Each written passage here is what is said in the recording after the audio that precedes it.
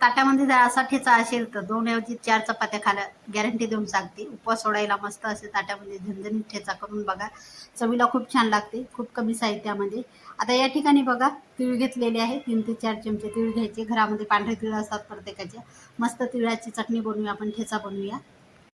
आणि खमंग असे तीळ भाजून घ्यायचे. हे तीळ इथे फुगलेले आहेत आणि इथे पहा तडतड आवाज सुद्धा येतो, त्याच्यामुळे इथे करपून घ्यायचे नाही. तीळ हे झालेले आहेत, असे काढून घेते.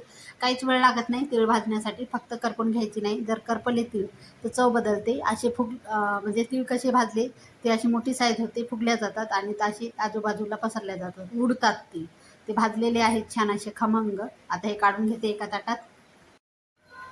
आणि हे ठेचाना तुम्ही वरण भातासोबत, पराठे, चपाती, भाकरी सोबत खाऊ शकतो आपण. आता मिरची घेतलेली आहे हिरवी तिखटाची, इथे वापरायची. आवडीनुसार इथं मिरचीचा वापर करा.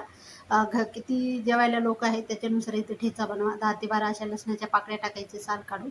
आता हे छान खमंग असं मिरची आणि लसण भाजून घ्यायचे डाग येईपर्यंत. मिरचीची साईज कमी झालेली आहे, इथे पाहू शकता.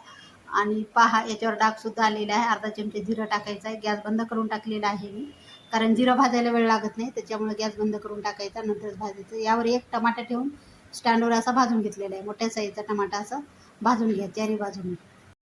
आता चवीप्रमाणे मीठ. आता खलबत्त्याला ठेचून घेते. जर तुम्ही खलबत्ता नसेल मिक्सरला फिरवा, पाणी टाकायची गरज नाही, टाकू नका.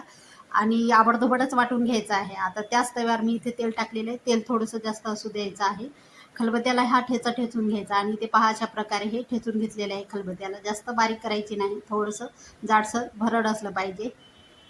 आता हे ठेचा टाकून घ्यायचं यामध्ये. आणि उपवासाचे दिवस आहेत बघा, तर ताटामध्ये अनेक पदार्थ असतात, तर तोंडी लावण्यासाठी चटणी म्हणा, ठेचा म्हणा करून बघा आणि मस्त असा चवीला एकदम खूप छान लागते. आता यामध्ये छान परतून घेतलेलं आहे मी तेलामध्ये. हे वाटण पूर्ण असं मिक्स करून घ्यायचं तेलामध्ये. तेल थोडंसं जास्त असू द्या. 1 ते 2 मिनिटासाठी असा परतून घ्यायचा.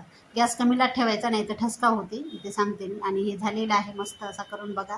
सबस्क्राईब करा चॅनेलला नवीन असाल तर.